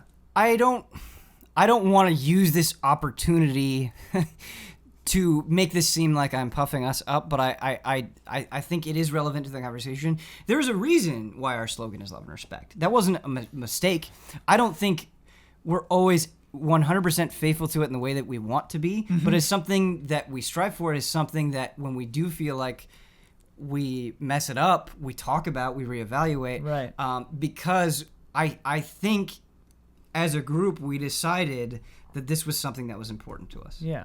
Yeah, love and respect is not a constant, it's a goal. Yeah. It's Right, what we sure. strive for. It's what we strive for. We've finished many group streams and many shows and shoots and stuff like that, where like the moment the cameras turn off, we're like, was that cool, that thing? Were you okay with Like, that? was that too Yeah. far? Or even Like, days later, we were walking around during PAX, and I was like, oh yeah, hey, that thing was like 2 weeks ago. We never really like resolved that. Yeah. And so it's just an ongoing process, because this is a very heated thing that we do. It's very competitive. Right. You can get very frustrated, Yeah. and it feels like, stuff like that. And it's live. And And it's not I've heard censored. people bringing up, it's like, well, that word's bad. How about this word? And it's like, well, let's figure out this word and then we'll move on to that. Right. But I think one thing also about these companies that are not doing something right now is it's not only personally, emotionally, what you're willing to take before you feel like you need to stand up and say something. It's also predicting what he's going to do next. So I think in the eyes of Vanneman, he's like, I don't like this guy. This guy's never going to change his tune. This is Right. always the way he's going to be, who he is. Yeah. I know what I'm going to do in the future of my company. I don't need him. I don't want to be associated with him. I don't think he needs me. I want to make a clean break here. Let's humor the slippery slope then, Jones. I think the moment Sony's like, yeah, us too, now you're just always going to remember Sony and Campo Santo and PewDiePie, and that's gonna be a part of that story. Yeah. Whereas Right. say PewDiePie does a complete 180 right now, stops streaming, takes all the money he's earned, donates it to charity, to the NAACP, And and quits. only does streams about togetherness, does interviews, all that. Like, whoa, just complete turnaround. Right. Then whoever just condemned him on this day is like, oh wait, no, oh crap, now I got to go back. And so I think there might be a little of that too. It's like, we don't know where the situation's going to go. So the second we insert ourselves into it now, we have no power over what happens next, and then now we're tied to it. I think you hit the nail on the head too, is because Campo Santo is now intrinsically like intertwined with this story. Yeah. And like their brand, for better or worse, now is tied in with this story now. Like, and anyone else who doesn't do anything, say what you will about being complicit with this racist act, but like they're not becoming a part of this particular narrative. In the future, I think the smart move would be, if I'm Sony and I don't want to interact with PewDiePie, is I just don't give him games anymore and I don't give him any time anymore, and I just phase him out that way. Yep. Because then I can not be a part of this story and cut ties I don't need an without official getting involved. statement Right. that You I just might have reworded in a weird Right. way. That you're, wait, what did you mean by you that? just stop from here on, and like that's how I think I would handle it, because I don't like getting in the public in that particular way. I don't necessarily, but like, obviously I'm against that kind of language and stuff, but it's like, you can cut ties, you can burn someone without burning them. Right. You know, like, you can cut them out of your life. I did it with all my friends in freshman year when I realized these guys are mean to me. You know, like, I'm not dealing with this anymore. You know, you just do it. You just leave. So you will not be sending PewDiePie a copy of Swords. That's not happening. Correct. Okay, I'm not well, going to check. send, yeah. All right. You know. You had a great point, Kai. I kind of like where you were steering this, because I think that's the last part that we haven't talked about is, like, what people are afraid of. Like, right. you know, this like, does this open the floodgates? Does this mean other people are going to jump in and be like, yeah, you know what? I don't like... Yeah. That you don't like grape bubblegum. Get off my... In theory... Get out of my games. In theory, that there would be checks and balances. Like, that's how patent trolls get stopped. I mean, sometimes they get way farther than they should, but, like, there should be a system in place, like, YouTube or someone would have to become involved, a third party would have to mediate these things. Because, it's nuts Twitch works, it's nuts YouTube works right. as it does right like, now. Things are very tenuous, and Yeah. I guess, just because, like, generally people are okay? I don't know. Like, people because could of be, free advertising. Because right, people could be taking advantage of everything. Like, you could say that about anything. It's like...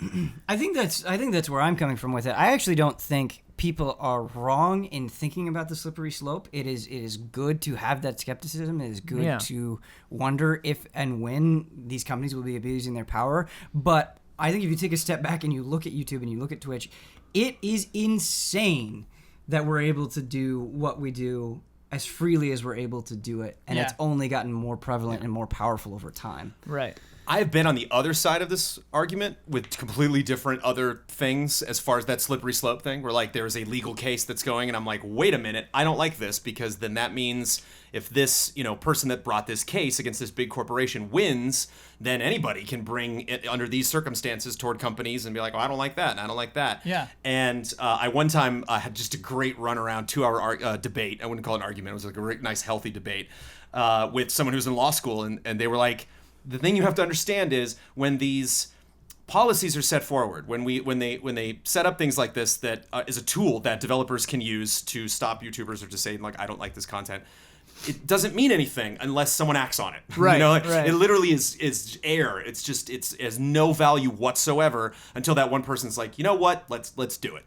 I'm gonna put my gloves on. Let's step into the ring. Let's make this happen. And it might say like Firewatch of all games, and it's like it doesn't matter what game it was. It just matters that you have the person who thought it was okay to say that. You have the person who didn't, and they're the ones that are gonna meet and actually see if this is relevant. See if this law.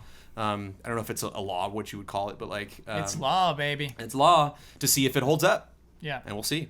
And I mean, like, this is something that I think about a lot for us, because sometimes I think I've, like, joked around and said, like, man, I hope it's not just a matter of time before one of us says something terrible accidentally or, like, is misconstrued or whatever. Because, like, yeah, we're just talking off the cuff constantly, all the time. And I think that we got lucky that generally we're all, like, decent people. But, like, speaking for myself, like, my tone often sounds more intense than I intend it to, and a lot of things that I say are misconstrued as, like, pretentious, or, like, that I look down on people for liking Bayonetta or whatever it is. Like, I'm probably pissed people off in this podcast right now, but, like, that's the kind of difference is, like, tone and intention and repeated actions are things that you can point to and say, like, okay, this has happened over and over and over and over again. Trends, yeah. Yeah. Right, it's a trend. Behavioral trends. Right. And, like, I definitely think, like, I am terrified of, like, accidentally saying something, like, not that I think I would, but, like, saying something and then trying to apologize for it, but, like, I would feel so shamed and terrible that I don't even know what I would do, you know? Like, I wouldn't just slough it off, shoot out a little video saying, like, oh, sorry I said that thing, and then, like, move on with my life like nothing happened, like a lot of these people seem to do. Like, I don't know, it would change you. One would think. I think everybody, going back to just the root of the question, the idea of if this works, is it a bad sign for everyone else? And it's just like, look, everybody is lucky that video games let them use their stuff. You know, I do think that in 3 years, this business will be way different. I really do see it going that way. It's very different now from how it was when we were in GT. Yeah, and I was thinking about, like, when I was on GTTV. I was a production assistant on GTTV. I used to have to write down how many seconds of each video game were there because they had to pay rights to the owners of those video game clips on that TV show. Yeah. And that's just because that's how rights work. And just like we're so lucky that the internet is so wonky right now, I just don't see it lasting forever.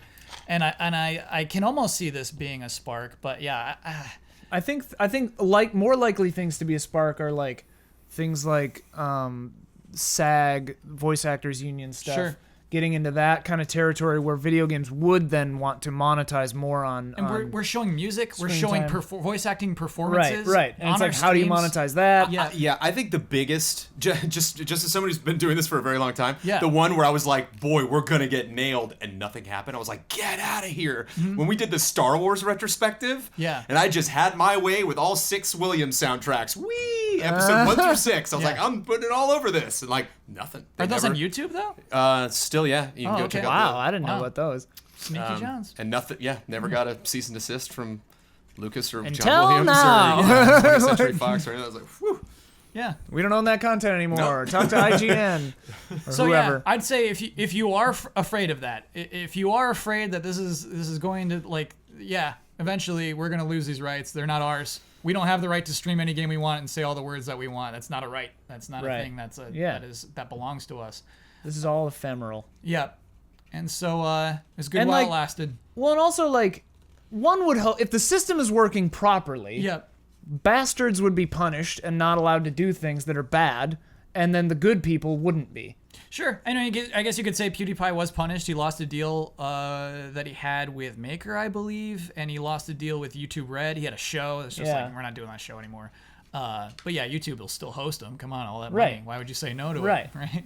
And then you get into a thing is like Google evil because they let his videos continue to exist. It's like, yeah, they're a giant multinational corporation. Of course they're evil. No. Google's catchphrase is "Do no evil." That's the most evil catchphrase. Like everything is evil Yeah, in this yeah. world. Like just be a good person yourself and do your best. 'Cause my God, it's full of wolves. The hurricanes are coming. The hurricanes, Be the on your best behavior. fires, the crazy people. Thank you, Tristan. I think that was a more elongated answer than you expected, but That was intense. you got good. to. It You was have nice. to. Yeah. So we are running long. Let me just do a short one. Okay. Are you ready for a short, little exciting one? Hang on, I need to like decompress for a second. Okay. Was that all right? Was everything okay? No, like we're done. We're done for it. We're done? Yep. Don't joke around about that. You said too much. Andrew Null sends this question to us. Hey, allies. Alien Covenant came out this This year. is a heavy one. Why? Cause you brought up Alien Covenant. That movie's trash. Wait for it, though. Wait for it. Alien Covenant came out this year, and a new Predator film is coming out next year. Is it time for a new Alien vs. Predator game? Oh. Yes. Yes. Yes. 100% Yeah, baby. yes. Yes. Yes. 1000% yes. Bare necessity. Bare necessity. Necessity. Dude, AVP2 is so good. All right, that was a good question. Yes. Gotta be a shooter, though. AVP2 Gotta be a is shooter, so though, right? good. Oh yeah. A shooter you play as all 3. Yeah. But you what can pick about your alien. You what can pick about a Marine. brawler? Oh. What about the Alien vs. Predator arcade game? I mean, that was fun, but God, playing this shooter. Dude, like a so good AVP2. Especially so many different layers of horror. Whereas, like, if you're a Marine and you're going against those two, that's its own different type of scary. Where wanna if be you're a a Predator Predator. and you're going against them, that's its own type of challenge Different because view it's all modes. score based. But if you're the alien, it's the species, so it's less about you and more about the hive. And it'd be so great if you could do that in real time. So when I played it on Jaguar, it was like, well, you pick Marine and now you're Marine for the campaign, credits done. Yeah. Whereas it'd be neat if you start the game and it's like, you can leave this like character anytime you want and switch over to Predator or Alien. You can go through the whole campaign and never play as the alien, but you're also never affecting what they're doing too. So if you want that ultimate ending, you have to 1/3 evenly each character to make them achieve all their goals at the same time. Make sure this conflict that's happening on this alien planet, everybody wins. But they all try to the kill Predator each gets other. his good kills and gets out. The aliens don't get wiped out, and the Marines escape. You know, it's funny. We talk a lot about PUBG clones, Battle Royale clones. Like, it would work. It would work here because that's kind of the way the movies work out. You A know? last person standing. Yeah. It couldn't be mode, even though. at least. You couldn't have as many predators as aliens, or you'd have to have more aliens than Marines, and then only like I don't know. 3 or 4 I don't know if predators. we even have Marines. Why bother? What do you mean, Alien versus Predator. What are the Marines doing here? just trying to get chucking out. grenades and driving tanks Sure, and okay, shooting stuff alright. up, and yeah.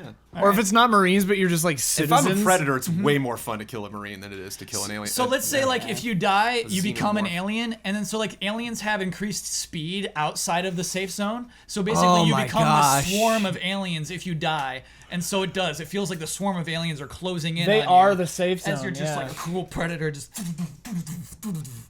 If you're the predator, Yeah. if you're the predator in PUBG, it would work a little differently. The last man standing, the predator can be killed by anyone, but has one target that they're there to kill. okay, that's cool. Or the predator has to take out the leader.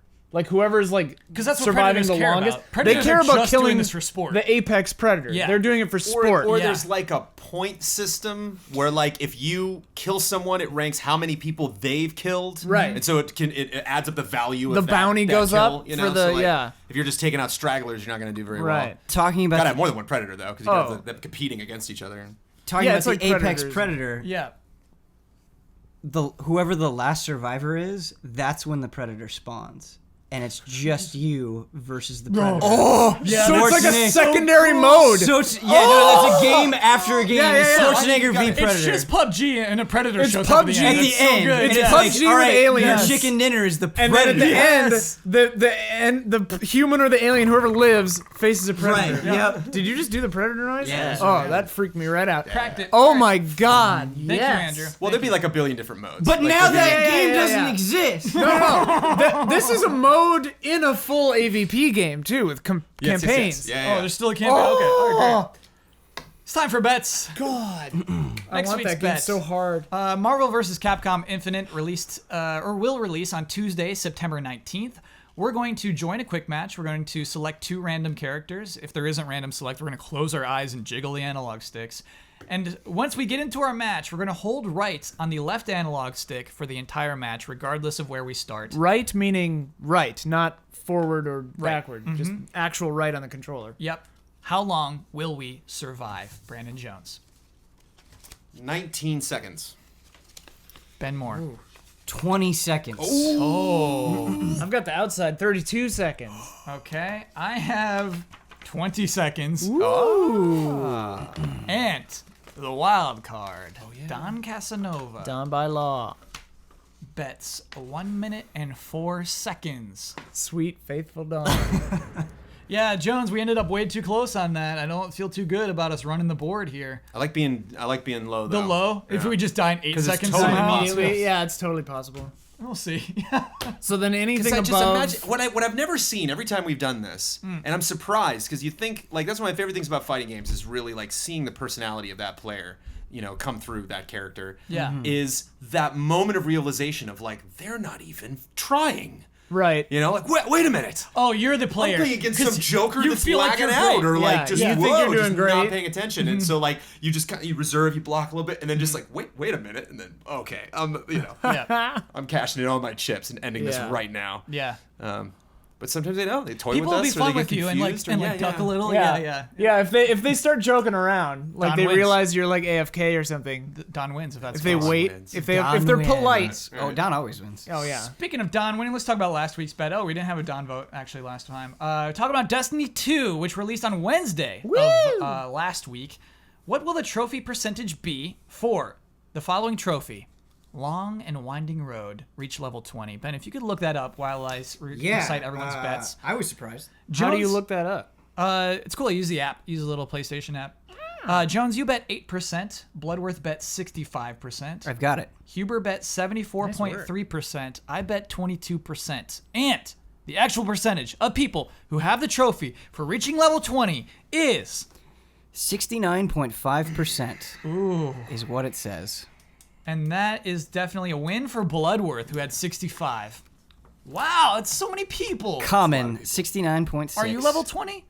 I'm not level 28. Are you? I am. Yeah, he's Ian, level you're I level beat 20? the story at level 19, I'm and level then 11. it bumped me to 20. When I can't won. believe that many people have like beaten the game. If you finish the story, I don't know if like for sure if it like just puts you at 20. A friend Yeah. of mine thought that maybe they did just put you at 20 if you beat the story under 20. But Yeah. like you gonna be 20 by the time you beat. Does it count if I Good got level story. 20 at the event? Is that No, that doesn't count. One live. It kind of counts. It gives me an impression of how long it takes. Sure. And Like 7 hours tops. most But Blood did mention that afterward. He was Yeah. like, Ben got level 20 at the event. It's Yeah. going to be 60. he had So inside info. we're like, Yeah, ooh. it sucked. Yeah.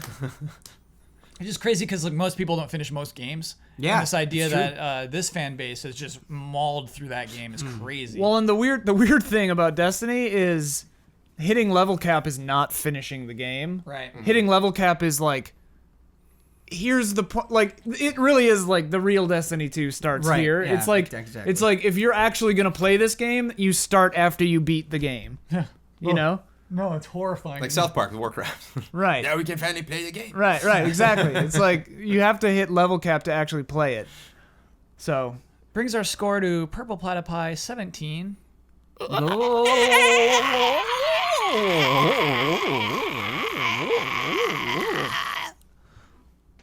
Red Eagles 20. Caw-caw! 3-point gap, Jones. when do Crushed we? it. Yeah, This week. apparently we We can, did it. So we can good. do the This week. cacophony for like 10 seconds if we want to. We don't need to. We can. We are not. I'm just trying to improve the podcast. Look, purple That's, platypi. that's how long they make That's that just sound. how That's long just- they make if the you're sound. gonna- Do you wanna if do you're a gonna 10 call us second the cacophony? platypi, It's a scientifically I'm perfect communicating noise. with my bed partner right now. Oh, I I'm don't sorry. know. That Jones. wasn't intended. When do wanna- we get to change animals? At the end of the year. Do you want to, if you lose, however, if you win your Purple Platypi Yeah. for another game, We're gonna lose. you're only 3 points back right We should now. pick a thing that actually makes a we noise. should Yeah. pick a thing that makes a noise. We Well- should fight. I don't know if you remember, it was a really fun random game. Everyone came up with their name The suggestions. randomness was My not name was fun. good. My name was amazing. I don't remember what And it then we got was, purple platypi. but I remember it being amazing, like Yeah. so good. And then I was depressed when it didn't make it. Think of poor Bloodworth, who actually submitted Purple no, it's Platypi. great. It's great. It How do was you want clearly Blood a to feel? throwaway. I don't think that was a throwaway. I think you know what. Honestly, No, it's I a think good pick. Blood It was- feels good. it was a about good pick. Yeah. I'm gonna Yeah, it was I'm a gonna good go out on a limb and Purple say Blood platypi feels is good about stuff. it. Yeah, That's good stuff. It's good just stuff. it's just hard to make the scientifically accurate noise that Ben and I can make. Yes. It takes two people to do it. Only two of the purple platypi can do that. Yeah. and that's us. And that's the two of us. If you loved everything you heard in this podcast, you might want to check out patreon.com/easyallies, because that is how you get early access to this podcast. If you are a $5 patron of the Easy Allies, you get this podcast 2 days early. You get it on Wednesdays instead of Fridays. And you can complain to us on Wednesday that we didn't get the Nintendo stuff in the podcast. Think of the benefits. But really, that's cool. It's nice to see that we have a lot of benefits there. That's also where Love and Respect comes from. You get something else early. What's that, Jones? You get something else early. What am I getting early? On. Oh, are you doing promos right now? yeah, baby. You didn't I win! can't. I know I didn't win, but no, I'm doing promo. Okay. I'll let you I have am it, Jones. doing a promo. You are actively improving this Deal podcast. with yeah, it. yeah. All right. I'll let you. Oh, I thought I made it for a minute. Yeah. It's touching the can though. It's Yeah, close to the. yeah. On September 20th on YouTube.com/EasyAllies, we will be premiering our Souls retrospective, 5-part retrospective written by Brad Ellis, captured by Brad Ellis, cut by me and voiced by me. But if you are a patron of Easy Allies at patreon.com/EasyAllies, $1 or above, you can check it out on September 19th, the day before. Day early. Cool. Ian, how'd you do with your goal this week? I did it, I think. What was your goal? Remind me. Do at least 3 voices. At least 3 voices. Man, we do voices so often Oh, yeah. that Right, I just yeah, wouldn't didn't even. I even totally phase me. forgot that was a Yep, thing. yep. I'm gonna say you did it. I think I'm I gonna did say it. you did I it. think I Ben, did how'd it. you do on your goal of staying happy? I did pretty good. I would say the like first 75% of this podcast, I was Yeah. flying high. Yeah. We fell down a PewDiePie well. It was a got- sobering discussion. Things got very intense. And so jubilation, not the way to describe it, but you know, I'm glad that we talked about it, and so I would consider it a success overall. Jones, how'd you do on your goal this week of actively improving the podcast? I don't think it's up to me. That was a good laugh we had. I think you did it. Yeah, you offered an ample, strange analogy for me to riff off of. And Yeah. so, yes, Jones, well done. And then laughed along with the Right. group. You know? What was the thing that we laughed about? I The didn't sandwiches. remember. The guy, Oh, the right. guy talking about That was Shenmue 1 so and 2. good. That's my favorite moment of the podcast. Systems are very deep. Yeah. You can get a Oh Saturn. my god. My goal was to compare oranges to apples. I think all of my comparisons in this entire podcast were kind of on point. So I think You I did one failed that on was my really goal. bizarre in the middle there. No, it made sense, though. It checks out. It was kind of apples to apples if you think about it. So, failed my goal this week. Fortunately, I'm about to listen to this entire podcast again. Uh-huh. I'll let you know. Yeah.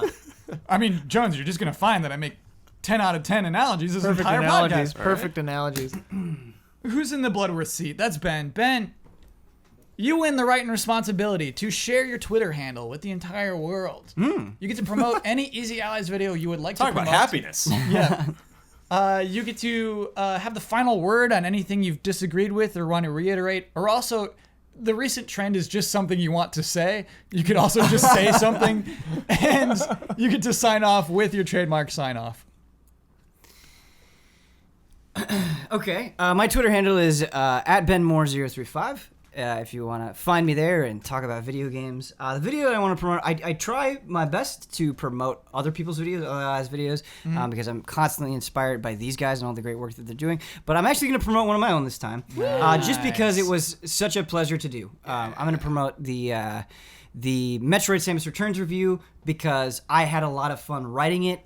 It was a script that I felt the passion coming out of me, and those are always the ones that I feel the best about. And so I want to share that passion with you. Who edited that review? Ian edited the review. No, I have to say, yeah, I'm so glad you brought that up. Ian did a fantastic job editing it. What is it?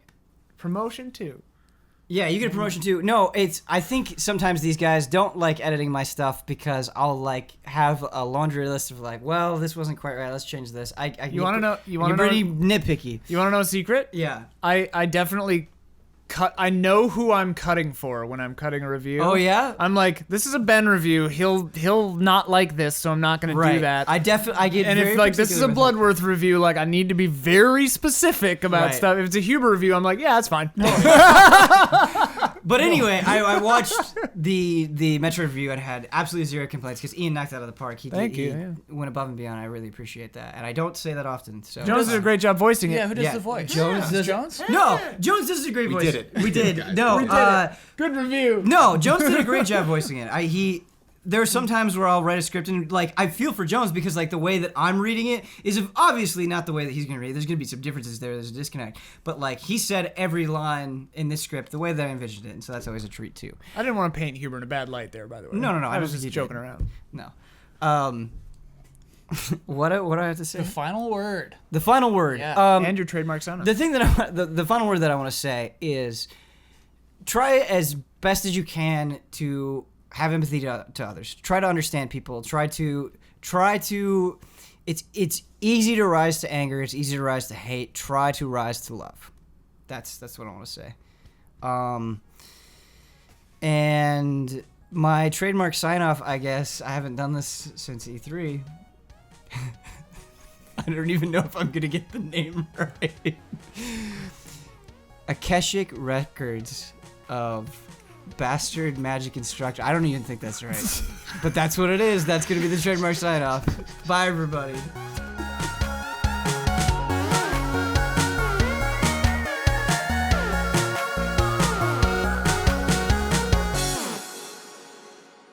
I am enjoying these microtransactions.